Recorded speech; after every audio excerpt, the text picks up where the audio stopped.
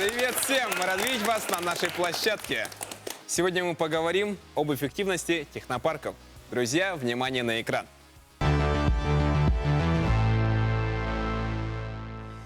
На фоне падения цен на нефть, сокращения спроса и вынужденной цифровой трансформации бизнеса, значение несырьевого бизнеса возрастает с каждым годом. Одним из инструментов по созданию и развитию высокотехнологичных проектов являются технопарки, ведущие сегодня свою деятельность по всему миру. Петр Габышев, директор технопарка «Якутия», призванного создать условия для развития и внедрения новых технологий в нашей республике. В инфраструктурный комплекс технопарка входят биотехнологическая лаборатория, региональный центр инжиниринга, парк высоких технологий IT-парк и филиал в городе Нерюнгри. Эти мощности используют более 160 компаний-резидентов. Эффективны ли технопарки или нужны другие методы поддержки стартапов?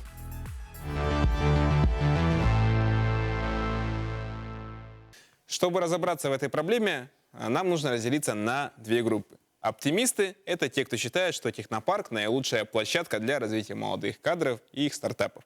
Пессимисты – это те, кто считают, что технопарки – это недостаточно эффективный инструмент, он не способствует развитию молодежи и ее идей. Нужны другие методы.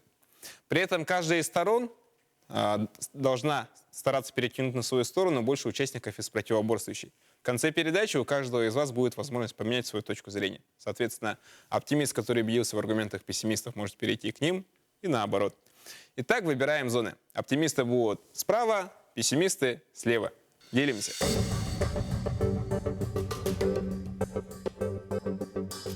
Итак, встречаем нашего героя.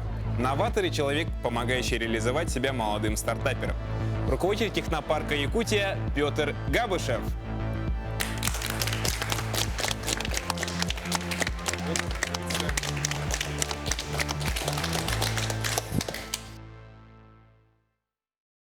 Петр, здравствуйте. Добрый вечер. Сейчас вам дается 1 минута для того, чтобы вы могли немного рассказать о себе. Мне 41 год. Я уроженец поселка Сангар Кобяйского района. Закончил школу 26 в городе Якутске. Далее я учился в финансово-экономическом институте Якутского госуниверситета по специальности менеджмент. Начинал работать в налоговых органах. Работал 3 года. Получил такой некий опыт, бэкграунд и решил, что госслужба – это не мое. И пошел в бизнес. Получил тоже какой-то опыт. Я решил, что могу им делиться, могу быть полезен для молодых. И вот уже 11 лет работаю в технопарке Якутия, начиная с самого первого дня работы технопарка. Создавался он, получается, при мне, при моем участии непосредственно. Вот, получается, уже 11 лет я был первым замом был директора, а потом 5 лет уже руковожу технопарком. У меня 4 ребенка, 3 сына. Старшему в этом году будет 20 лет. И дочке у меня месяц был недавно. В общем, я счастливый отец семейства такого большого. И, в общем, живу классно, считаю. Все хорошо. Здорово. Начнем мы с небольшого блиц-интервью, соответственно, быстрые вопросы и быстрые ответы. Итак, первый вопрос. Что такое технопарк простыми словами? И понимает ли общество в достаточной мере, что это такое, на ваш взгляд? Технопарк дает условия и возможности для роста компаний. И простыми словами, наверное, это вот так, теплица, вода – это деньги. То есть мы там поливаем и деньгами в технопарке проекты, и они получают бурный рост, они получают возможность быстрее расти, выхода на новые рынки с помощью нас, с помощью наших связей, наших возможностей, нашей помощи. Вот, общество, я надеюсь, что уже стало понимать, потому что поначалу было очень сложно. То есть те это годы, 12-13 год, когда мы начинали, мы сами тоже не верили, честно говоря. То есть я сам не верил. И Якутия, там, инновации, что это, то есть вообще, как так возможно? Но постепенно, там, наверное, с года 14-го, когда мы отбивались от проектов, то есть люди уже просто ломились ко мне в кабинет и говорили, что мы хотим вот к вам, мы хотим у вас классно, мы знаем, что вы даете какие-то нам возможности новые, мы хотим, в общем, воспользоваться ими. И тогда уже постепенно, как маховик такой, раскручивался, и проектов было все больше и больше. Мы видели, что у людей глаза горят, и у нас тоже, соответственно, глаза загорались. И мы видели, что, ощущали, что наши действия оказывают какое-то влияние, оказывают какую-то поддержку. И ребята вот просто приходили с идеей, уходили там уже с заводом, уходили с проектом, с компанией. Это здорово. Какие проблемы молодых стартаперов являются главными? Наверное, это команда, потому что это тоже проблема главная, наверное, считаю. Команда и, наверное, деньги. Приходят часто люди, у них есть идея, а никто их не поддерживает, никто их не понимает. Таких очень много людей, у них нет команды. И вторая проблема – деньги, да. Получается, до сих пор у нас даже в России нет такого инструмента, который бы в долгую давал дешевые длинные деньги. Без залога, там, да, без ничего. Это тоже проблема, я считаю. Наверное, она тоже одна из главных. Встречаете ли вы заблуждения о своей работе? И какие, например?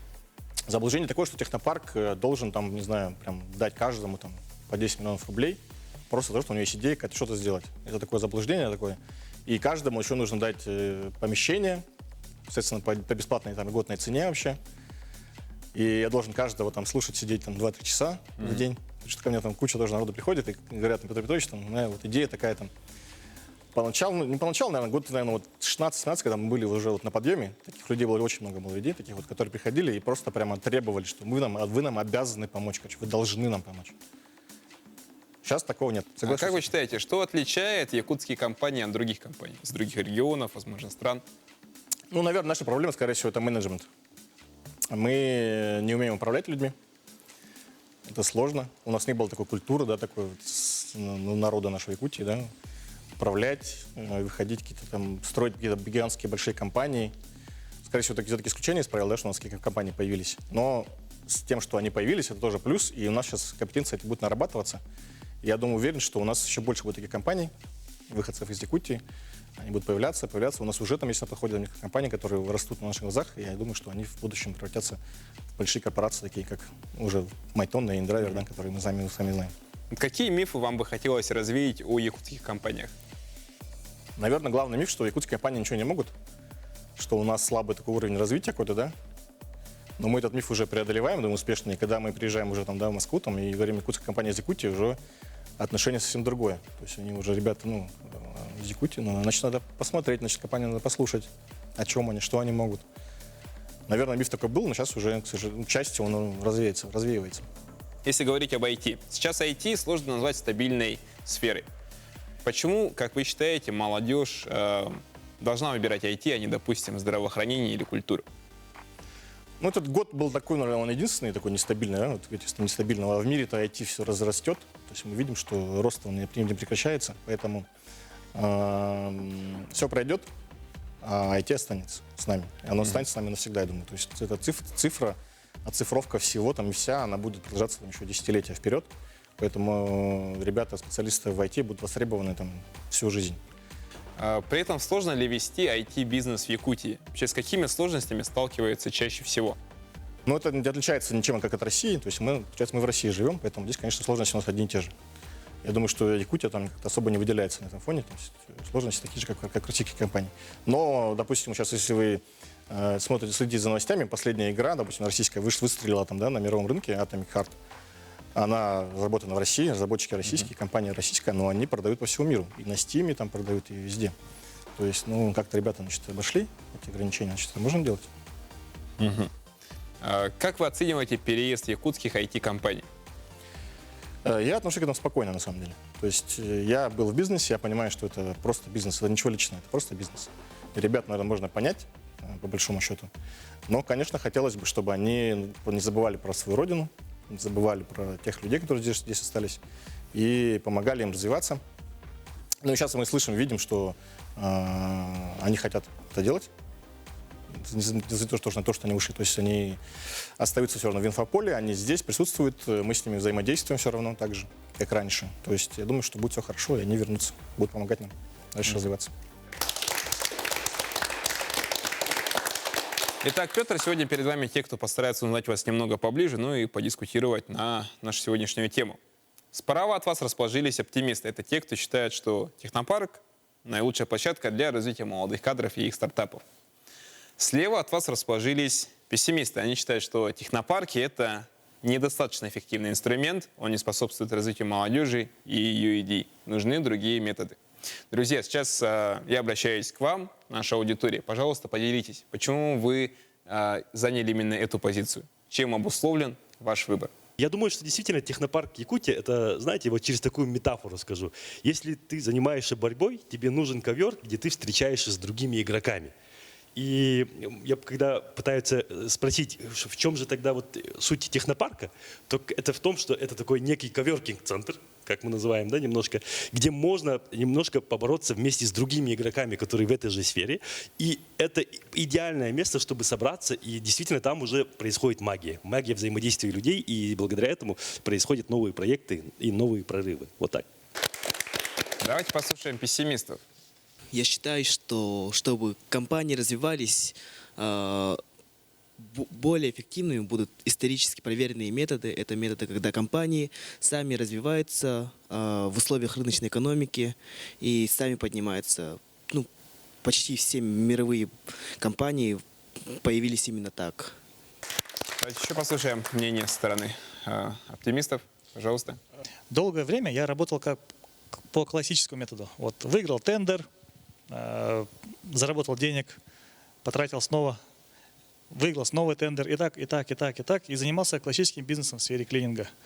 Но в какой-то момент вот этот классический бизнес, он вырос до высоких, до средних пределов. У меня работало примерно 150 человек, уборщиц и дворников. Они ежедневно мыли полы, убирали объекты, и они решили создать профсоюз. Они решили сделать себе жизнь получше. И это нормально, это естественный ход предприятия. Но я к этому не был готов. И компания не была готова к тому, чтобы усложнить свой бизнес. Поэтому мы взяли возможность того, чтобы модернизироваться, и взяли на вооружение высокие технологии.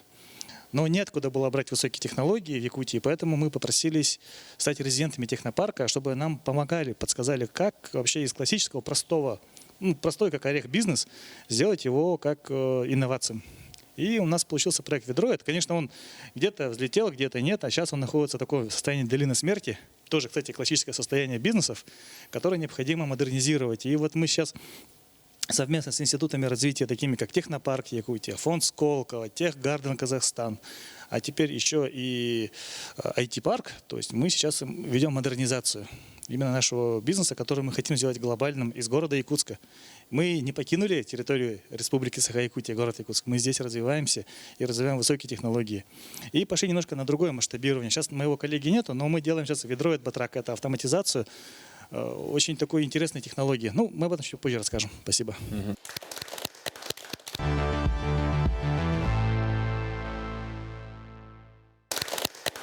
Пожалуйста, еще мнение. В общем и целом люблю дискуссии, и в этой действительно интересной теме подумал, что круто было бы поработать в рамках дискуссии, действительно упомянутой, связанной с рыночной экономикой. И ведь подобные технопарки, это же самая успешная Кремниевая долина, это вещь государственная, соответственно. И даже в условиях рыночной экономики получается, что, например, в том же США все компании, развитые в Силиконовой долине, в том числе Google, Twitter, Meta, запрещенные и прочее, они находятся на поводке у государства и, соответственно, не имеют самостоятельности и работают по щелчку государства, например, могут блокировать неугодных людей. И я, например, считаю это одним из возможных негативных проявлений технопарков и аргументом, допустим, против них, хотя сам лично поддерживаю подобную инициативу, потому что она помогает развиваться в тяжелой ситуации. Пожалуйста, еще мнение. Я могу сказать то, что институты развития, вообще вот наподобие технопарка, это очень важная структура, да.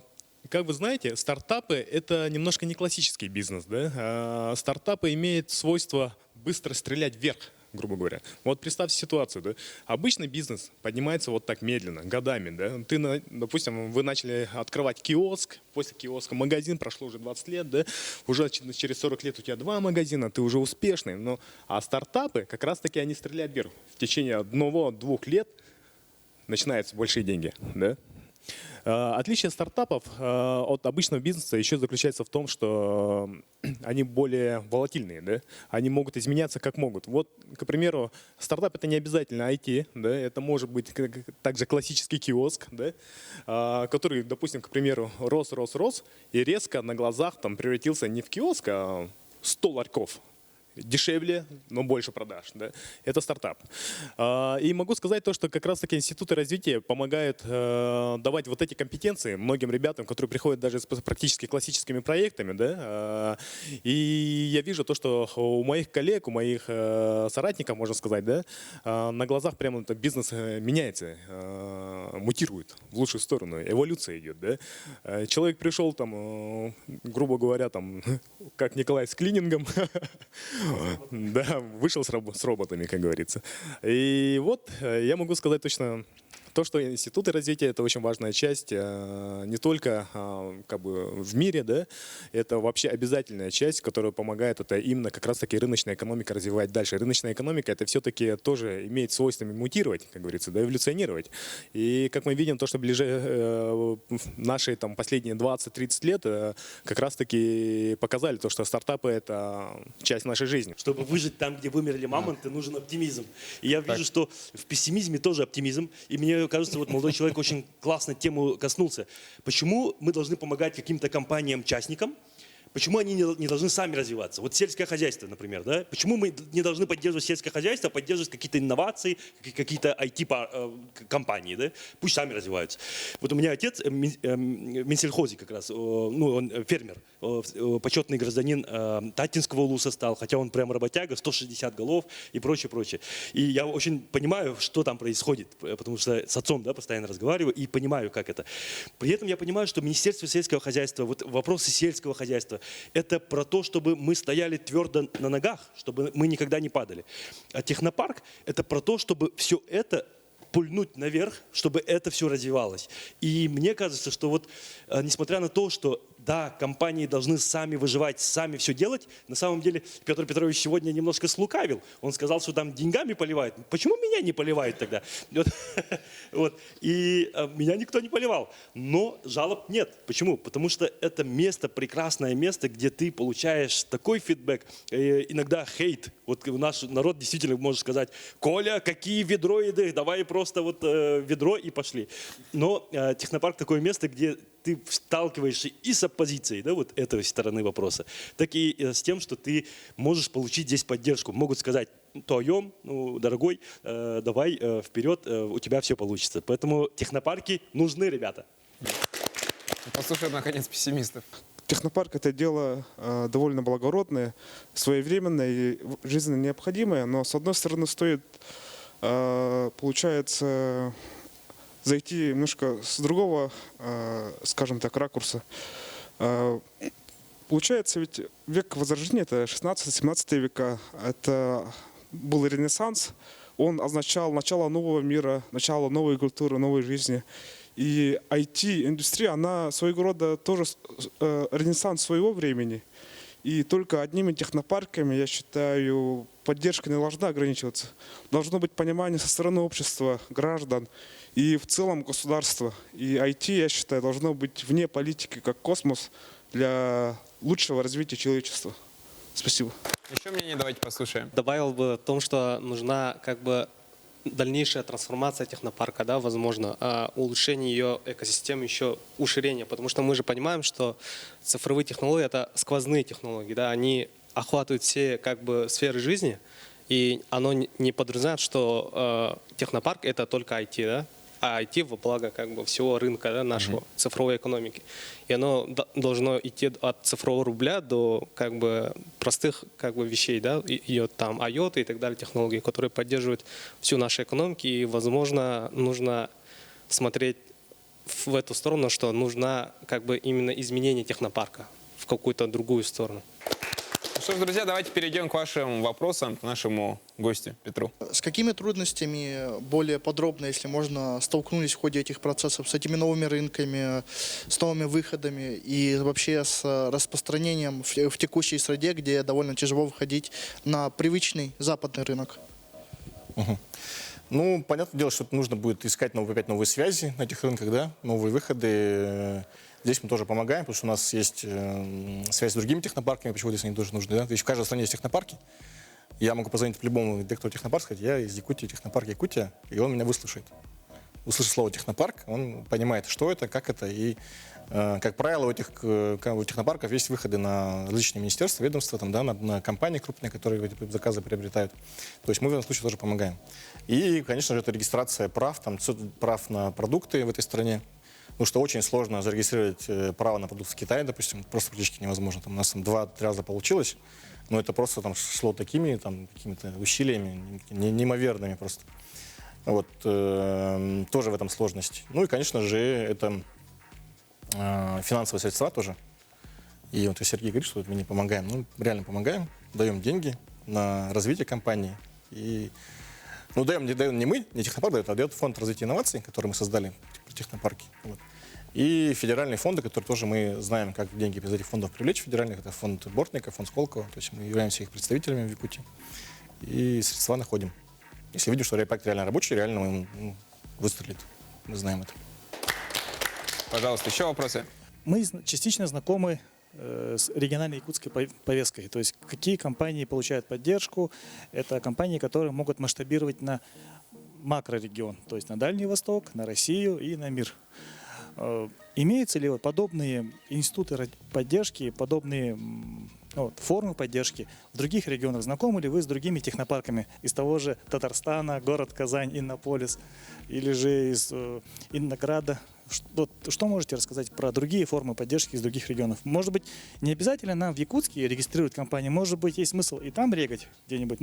Мы с тобой вместе ездили, прекрасно ты понимаешь об этом знаешь. Есть множество технопарков. Их, наверное, сейчас у нас в России там больше 50 уже стало, наверное, под 60 технопарков. Не в каждом регионе страны они есть. Допустим, на Дальнем Востоке там из таких технопарков на слуху только, наверное, технопарк русский в Владивостоке. Да, сейчас еще вот на Сахалине открылся IT-парк Сахалина. И все-таки вот Татарстан упомянутые, они относятся очень ревностно. То есть они до поры до времени вообще проекты из Татарстана вообще не поддерживали, не рассматривали. А мы как-то сразу были открыты для всех. И мы вот в 2019 году поехали по Дальнему Востоку, получается, и собрали пул проектов по Дальнему Востоку. Ребята, когда приезжали в Магадан, там, в Камчатку, они говорили: спасибо, что вы приехали вообще, но мы тут нафиг никому не нужны вообще. То есть, и даже их там никто не слушал.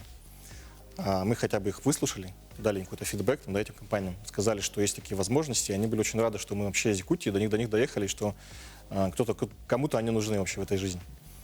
Вот, и поэтому я считаю, что все-таки важно иметь на местах такие возможности, такие институты развития, чтобы помогать именно местным, потому что, во-первых, мы ближе, мы знаем специфику, и технопарк вообще Якутия, наверное, это такой, нигде такого по России не видел. Наш такой соус секретный, это любовь. Мы любим наши проекты, мы патриоты вообще своей республики, мы знаем специфику местную, и мы каждого готовы выслушать, мы с каждым готовы работать. Такого нет вообще, наверное, в мире нигде нет. Ты приходишь, тебя оценивают по одежке, да, что-то начал говорить какую-то фигню, все, до свидания. Что ты отработанный товар, все, уже иди. Никто не будет погружаться в твою проблему, потому что искать какие-то выходы, пути, никто не будет. Это проблема, наверное, московская, вот эта вот проблема, может быть, Силиконовой долины, где куча проектов подразделяется всего мира, все хотят деньги, все хотят какой-то славы, развития, но денег на всех не хватает, поэтому они так вот отсеивают. Там воронка 1000 проектов, а они дают 10 проектам. У нас воронка 100 проектов, то есть понятно, что у нас в разы меньше есть воронка, но мы работаем с каждым, пытаемся каждого так вот развивать. В этом наша специфика, я думаю, поэтому мы важны здесь, мы должны быть здесь, в Якутии. Я бы хотел здесь добавить, Петр Петрович, в подтверждение, да, мы единственная компания из Якутии, IT-компания, которая привлекла инвестиции от Сбербанка, например, от Microsoft, от Фонда развития интернет-инициатив в Москве, и нам действительно помогал Фонд развития инноваций. Кстати, очень странно получилось, free и free, вот у нас есть повторение названий, вот, как говорится, в Якутии так можно. И вот про любовь технопарка это действительно так, потому что мне всегда все говорили: ты переедешь из Якутии, ты переедешь, успех и все. Нет, чем больше ты успешен, тем больше ты понимаешь, что ты можешь отдать. И если ты можешь отдать, ты начинаешь это отдавать куда? Конечно, на родину, там, где твои люди. И вот в этом плане технопарк супер технопарк, потому что мы члены, например, вот этого же Free, да, члены 500 Family, да, это 500 стартапс, тоже очень крупный технопарк. И мы понимаем, насколько технопарк Якутия стоит особняком здесь, потому что мы куда-то приходим, мы не какие-то аморфные что-то, а мы Якутия, прям технопарк Якутия, это, знаете, такой прям патриотический дух берет, потому что и это исходит из любви, потому что ресурсов не так много. Когда ресурсов мало, надо больше любви давать. Вот в этом плане, при том, что ресурсов все равно не так уж мало, да, наверное, все равно по нашим объемам, ну, по мировым объемам, конечно, мы не огромные ресурсы, но благодаря этой любви и этой супер экспортно ориентированной, в том числе вот Анатолий Скалоныч, да, вот то, что как это все поднимает. Арсений Сергеевич вот к нам приезжал в офис в Москву и тоже поддержку свою проявлял. И знаете, это такая, тебя вот как предприниматель, IT-предприниматель, который, ну, в целом независим от государственной поддержки, но тебя прям поднимает, потому что вот он идет как будто, вот, не знаю, как руководитель страны, как будто, да, руководитель региона, и вот и поддерживает твой проект. И это благодаря тому, что мы собраны в технопарке Якутия, и здесь действительно любовь есть. Я ее ощущаю.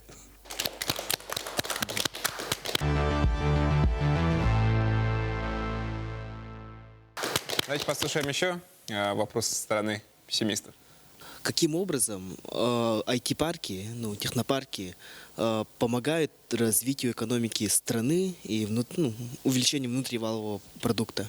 Вообще технопарк, конечно, понятно, что это место, где растут проекты, и наша, ну, скажем, задача проект этот вырастить и из технопарка отдать, получается, в рыночную экономику обратно. То есть мы его доращиваем до какого-то момента, а потом отдаем. То есть вот и такие проекты уже есть у нас. Вы вышли из технопарка. Вот все заводы, которые в Торе Кангаласа, допустим, построены, все выходцы из технопарка. Ребята просто пришли к нам с идеей, допустим, вот завод, котловой завод, теплый край, там, да, вот Беге. То есть ребята просто были с идеей, хотим делать краску, хотим делать котлы. И в технопарке они начали работать, пробовали, что-то ошибались, там, развивались, там, потом вышли из технопарка, построили заводы. То есть сейчас они делают вклад, они уже не наши резиденты, они делают вклад сейчас, получается, вот в ВРП региона. Пока он, конечно, может быть не такой большой, как хотелось бы, да, всем, но они делают.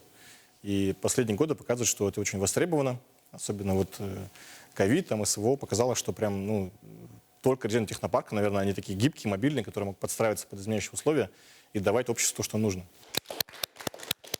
У нас есть небольшой сюжет по теме нашего обсуждения. Друзья, внимание на экран. Сможете ли вы оценить эффективность работы технопарка? Я там была всего 2 раза в IT-парке, ну там мне все понравилось, там довольно хорошо все сооружено, оборудовано. Сам технопарк Якутия для меня открытие, если честно. Но это звучит круто. Я бы хотел бы сходить когда-нибудь туда и посмотреть, что там, к чему. Мне ничего не известно. А были ли вы в технопарке? Нет, ни разу. Думаю, наверное, там интересно, да. Обязательно погуглю. Я знаю, что у них Хотутен, по-моему, очень хорошая разработка. Многие пользуются, охотники, рыбаки. Все. Вам нравится, то есть? Я сам не пользуюсь, но друзья, знакомые пользуются, им нравится. О каких разработках технопарка Якутия вам известно? Вообще нет, я не в курсе в этой сфере. А хотели бы вы там побывать? Да, почему бы нет? В IT-сфере у нас в Якутске мало компаний, думаю, поэтому они эффективны. Сейчас детям это необходимо, потому что и роботизация везде и так далее. Надо уже думать, понимаете, как вам сказать, технологично, чтобы они думали о технике, уже придумывали свое, понимаете? К сожалению, никаких. А хотели бы вы там побывать? Нет, не особо интересуюсь. О каких разработках технопарка Якутия вам известно? Я не знаю. Я даже не знаю ни о каком технопарке. Да. Что-то о таком слышала. А можете ли вы как-то примерно оценить эффективность их работы? 5 из 5. То есть вам нравится? Да. Нравится.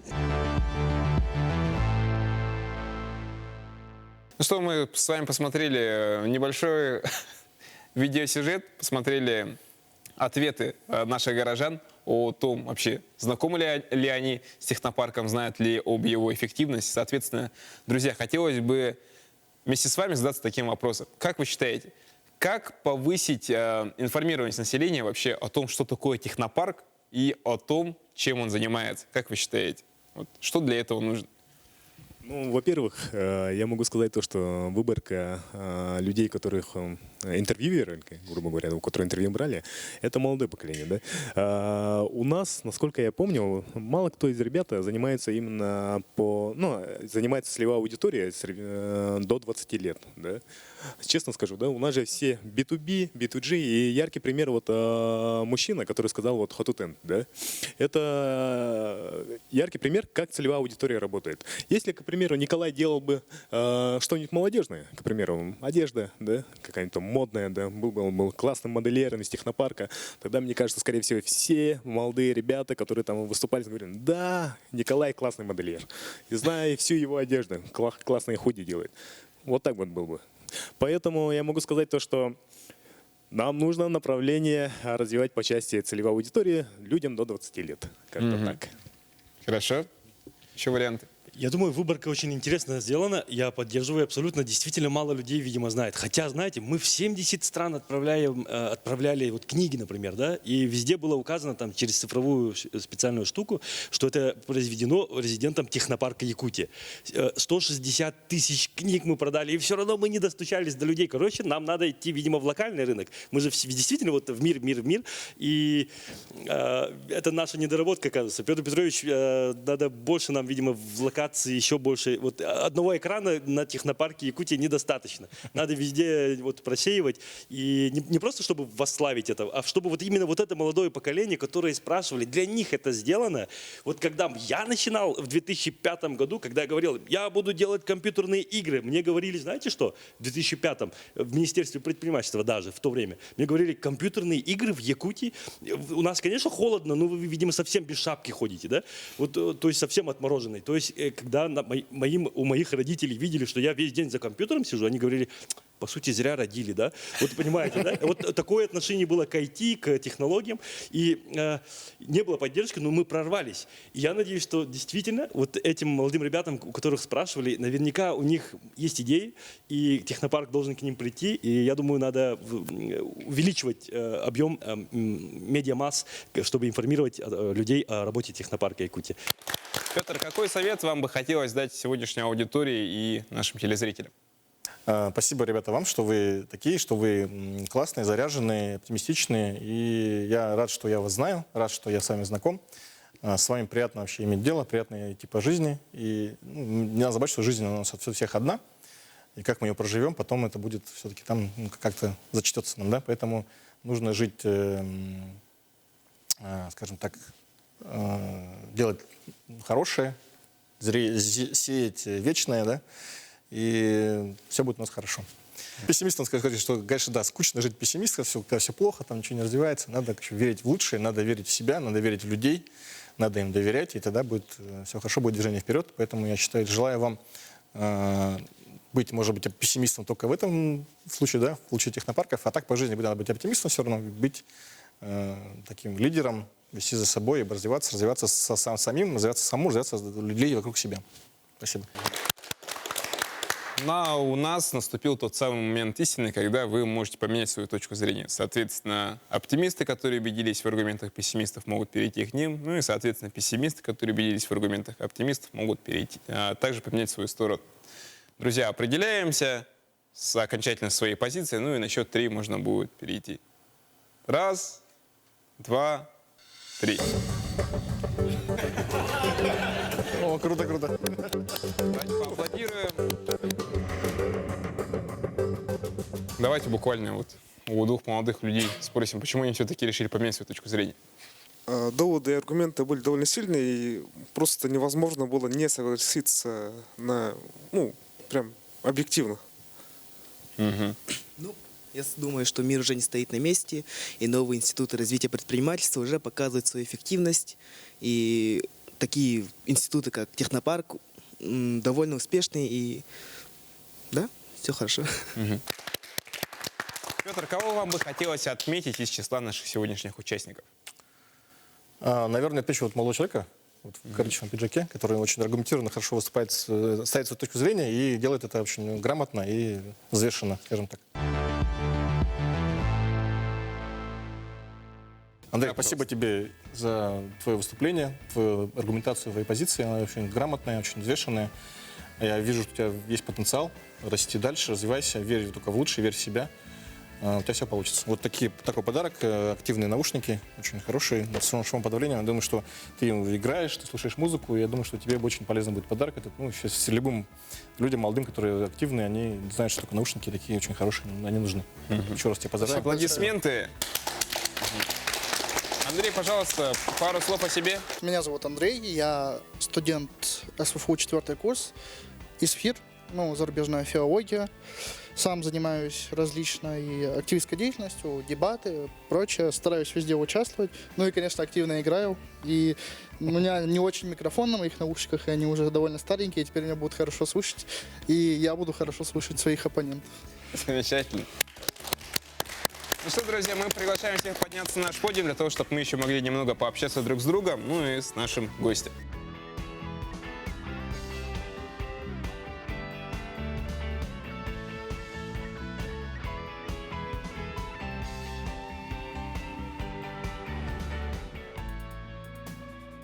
С вами была передача «Я молодой» и ее ведущий Антон Васильев. Будем развиваться вместе на благо себя и родной республики. Всем пока!